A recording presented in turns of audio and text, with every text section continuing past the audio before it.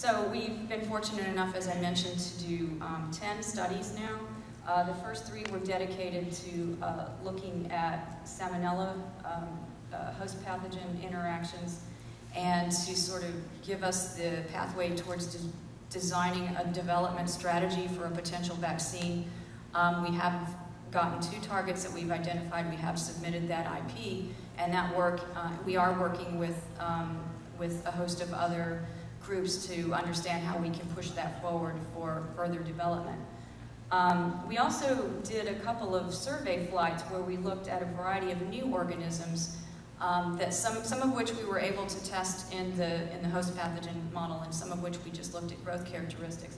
Based on that, we actually identified MRSA, methicillin-resistant Staph aureus, as a really good target. In addition to need, it fit the system very well, and we're able to study it to identify also 2 gene targets within this organism.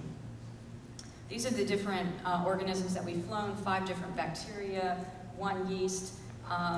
Just to set the record straight, we haven't done any viral work ourselves, and other excellent scientists inside NASA and outside, Dwayne Pearson, for example, and Mark Ott, and outside of NASA, who've been doing the work with viruses.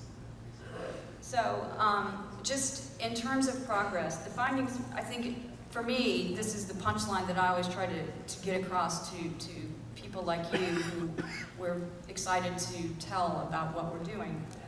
The findings made in space are a product of fundamental research.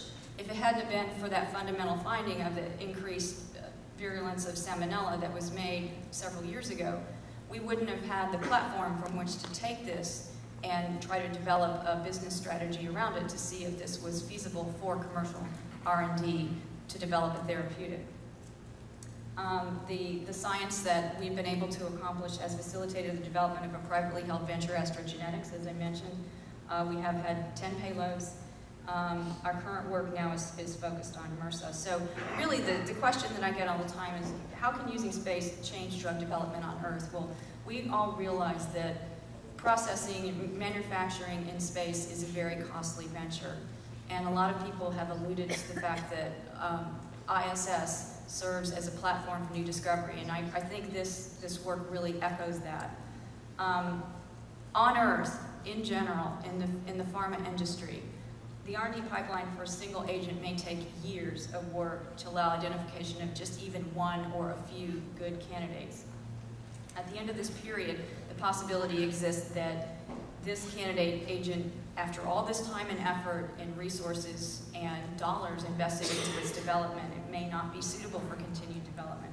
So the resources that are expended in getting to that point potentially could be minimized by a process of understanding or uncovering new targets at an earlier stage to allow identification that will lead to their development, or to find out, you know what, this is not a suitable target, and so you don't waste any more time, money, and effort on it. So we postulate then that using space years can be eliminated from an R&D pipeline to allow fast tracking of promising agents and termination of unsuccessful agents at earlier time points. So this is basically my elevator pitch, right? So bacteria in the environment of space lead to changes in pathogenicity, the ability of that organism to cause disease. You can genetically manipulate that, and with the right platform, such as ISS National Lab, such as we've done on Shuttle, you can go through a series of flight testing, the hardware exists, and you can eventually develop candidates which could be suitable for further development for new therapies. So now if you could run the video, that would be great. And this is just shows an on-orbit activation by John Phillips.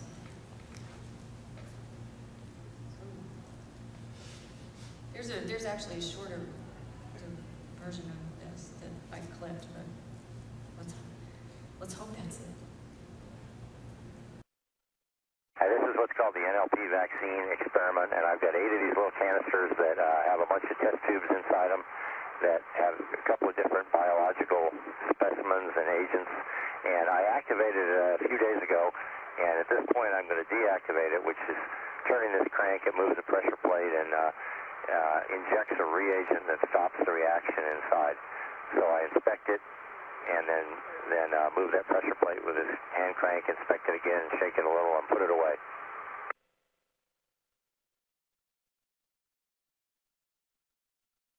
And I'm pleased to report that all 8 of these canisters were intact, and it looks like we've had a successful experiment. Okay, and I'll be happy to answer questions when you get ready to have us answer questions. Thank you very much, Jeanne.